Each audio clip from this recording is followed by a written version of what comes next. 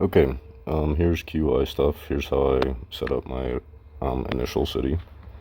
You're gonna start with your town hall all the way to the right edge of the map, and 4 spaces up from the back. So 1, 2, 3, 4. Roads go exactly where I have them now. So take a screenshot of this just so you can duplicate it. You get 1, 2, 3 right there. 1, 2, 1, 2, 3, 4, and 1. That's the bare minimum amount of roads. Roads do cost resources, 1,000 coin, so you don't want to build any more than you need. The main idea with QI is to always balance your happiness. So I'm going to start by building my houses just to show you something.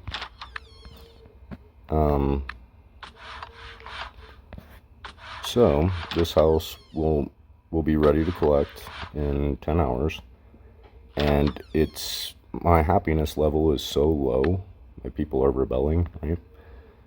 That it's only going to produce 1,300 coins at the next collection. It costs 2,500 coins to build. So if I keep doing what I'm doing, I'm going to waste all my resources and just run my city into the ground. Let's build 1 amphitheater. Okay, there's your happiness. Let's see what that does. Not as pissed off. Okay. I now get 3,800 at the next collection. Okay. Which is more than the cost of the house. So just that 1 amphitheater makes it gives you enough happiness to actually justify planting these buildings. Okay. Everything else is just going to be butchers for now. And then I also, well, they changed this. This used to be a butcher because you didn't have enough supplies at the beginning. But they changed that. So it build 1 tailor now, and I usually put it in the back. I'll show you why. And then the best way to do this is kind of optional, but this is the best way. Use your quantum shards up here to purchase 2 expansions, and then remove any obstacles if you need to.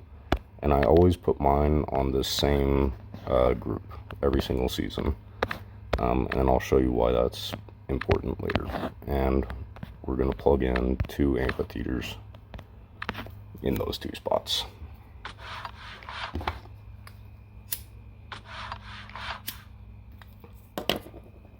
Okay, so I'm mostly happy now. It's still not euphoric. Let's look at what these are going to provide at the next collection. I'm going to get 7,750 from the butcher on the next collection. The reason I set it up like this is so that when I do go to collect my next collection, I'm going to collect 1 butcher.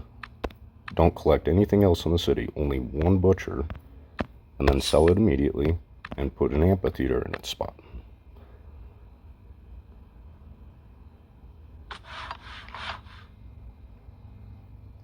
Now look at my happiness, okay? It's euphoric. And my butcher, the rest of my butchers will now produce 9,600, okay? Does that make sense so far? So this is your original setup, okay? Okay, so as we go through different collections, you know, this I'm gonna collect again in 10 hours. Get all the resources out of the city. Hopefully, if you do it right, it's more than what you started out with. So every collection, you're making a little bit of progress. There's a temptation just to get rid of this butcher right away and start making troops as soon as you possibly can. I mean, the building itself is only 5,000 coin, 2,500 supplies, right? So my butcher is automatically gonna give me the supplies I need to build a ballista. There's a temptation to do that, but the problem is at this point in the city, these buildings are really not producing a whole lot. So if you spend all of your resources on ballistas, you'll probably get like 20 troops, and then just be out of troops for another 10 hours. So the goal is actually to stock up those resources for a while and start replacing your butchers with tailors or the goat farms, and then replace your houses with villas and cottages. So this is producing 25,000 coins in 10 hours versus the 6,000 from a roof tile house.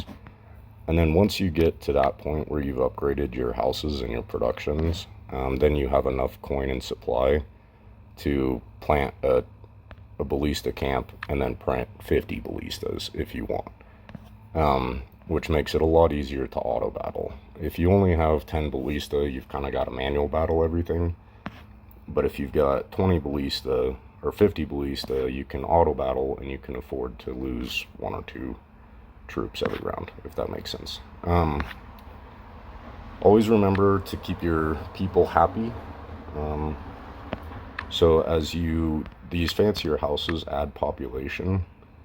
So as you increase population, you're also going to need to upgrade your cultural building. I've never built the public bath. It's kind of pointless.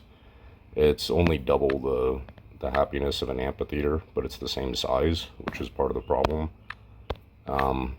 And it costs a lot of resources. So save up your resources and build at least one triumphal arch, probably on the second or third city collection. You'll have enough resources to build an arch.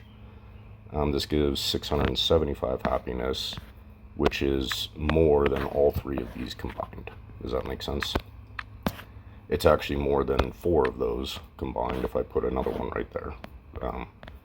4 amphitheaters is 600 happiness. The triumphal arch is 675, and it's 2 by 3. So the way that I typically do that, as my city evolves, I will delete these houses in the back, and then run my houses off to this side, and then use this back corner for triumphal arches. So that's pretty much the setup. I did take a video of my QI city at the end of last season, just so you can kind of see the end goal. I was pretty drunk when I did it though, so I might need to edit a lot of it. But that's it for the setup.